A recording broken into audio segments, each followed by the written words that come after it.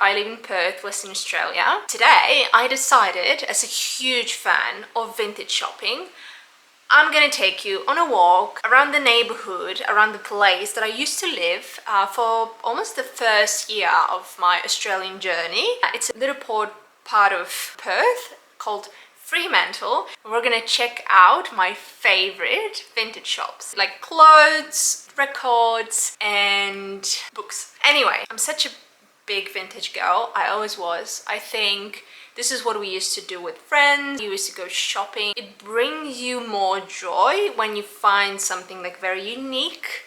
In every city that I lived, I always had my favorite vintage shops. I think it was like a hobby. And of course, when I was a student or a teenager, I couldn't spend that much money that I wanted to buy nice stuff, to have like a stylish vibe. But I got older and I still like to buy things secondhand. Of course, not everything, but you know, environment and all of that. I try to think about it as well. First things first, in Australia, we call vintage shops op shops. I think this time our trip was extremely successful.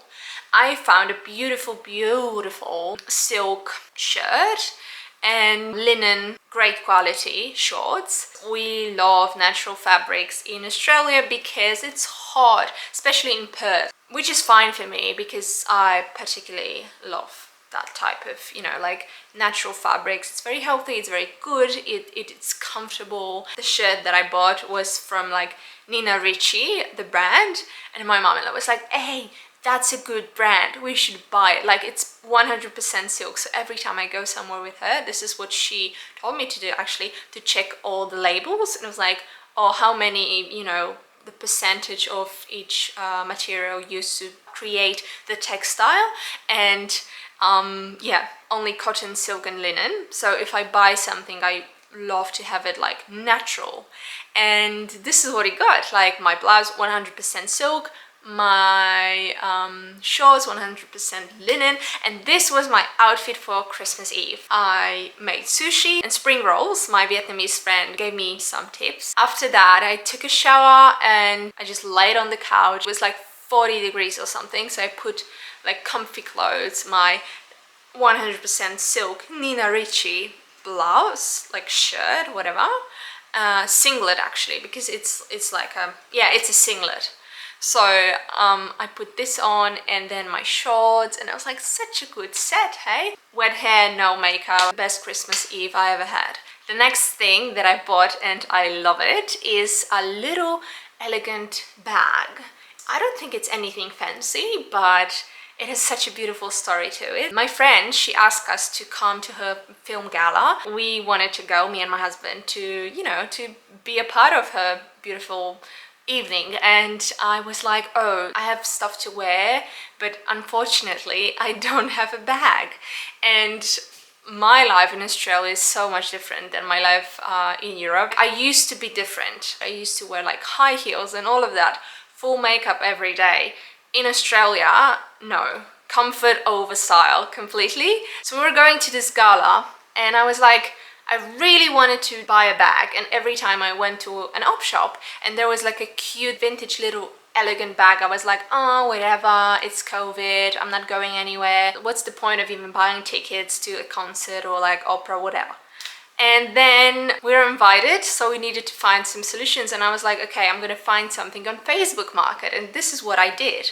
I found this beautiful bag in a box, and I was like, what is this? Perth is a very big city, so for me to drive like 45 or 50 minutes to her suburb was just like insane. She sent it to me, I got it, so obsessed, because it's in this old box and it's covered in like old used paper. I was surprised how beautifully kept the thing is.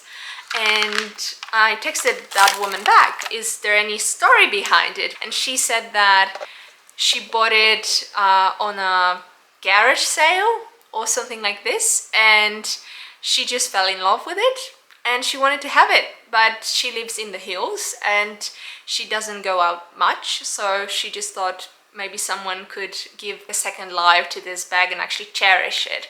So I was so happy 2 days or 3 days after I wore it to this gala, and I was like, oh, I'm such a fancy lady with a fancy old bag. It's not fancy, but you know, for me it is. Like, I love a piece with a story. With my mom-in-law, apart from clothing, we also got into a beautiful bookshop. It's on High Street in Fremantle. Unfortunately, it's just such a shame because the owner, he's a very nice person, but he doesn't like anyone to take any photos there. The place is so beautiful, wooden shelves, and like it has a vibe, really. Like, beautiful, beautiful old bookshop.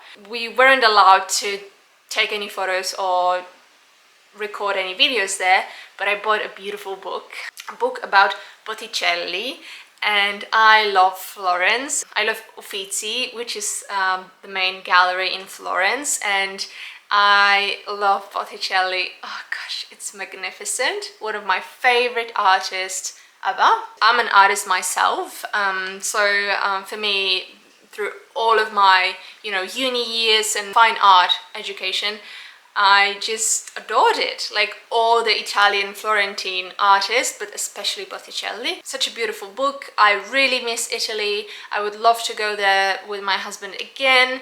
I've been there a few times and to see all my favorite pieces of art, and I would love to go back again. Last two things that I think I need to talk about are the things that we bought recently.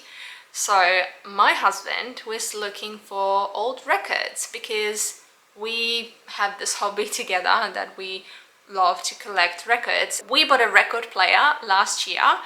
We always wanted to have one. I always wanted to have one, and I think my husband as well. His parents, they gave us this big collection of records from the 70s and 80s. If you have a dream to have a record collection, getting a gift like this at the beginning is just unbelievable because you have such unique pieces there. Jazz, rock, what else? Great pop music as well, 70s, 80s. And just recently, my husband was looking for some old records. He found someone who was selling old Polish records. Mieczysław Fogg, a legend of Polish song. Daj mi z twego życia chwilę. Give me a moment of your life. It's a tango. And Syrena, this one here, it's the name of the record company. It means mermaid. And we got the full box of records, and in the box there is a program of an old theatre from 1933. The theatre was called Morskie Oko, and it was in the center of Warsaw, the Review Theatre, and it was just magnificent. And I think this theatre was so famous that this is one of the reasons why Warsaw was called the Paris of North before the Second World War. Unfortunately, during the Second World War, Warsaw was completely demolished and then completely rebuilt. So now when you go to Warsaw and many other places in Poland, such as Gdańsk, where we fell in love with my husband and where we used to own an apartment in the old town, all of these places are rebuilt because it was just nothing there, nothing left. These records are so special. A very, big sentiment for me because I was born and raised in Poland, and it's just amazing. So a piece of history, and literally I would never imagine that I could find such things here, like in Australia. Tango de la Luna. Beautiful. Sirena again, and this is an evening bell. Also a tango. So we got these records and we bought a special record player to play it. Also a vintage piece that he got from a man whose grandma died recently. She used to own this record player. That's all for today. Please enjoy a few shots of Fremantle. If you like my video, don't forget to thumbs up and subscribe to my channel. Let me know what you think or say hello in the comments below. See you soon.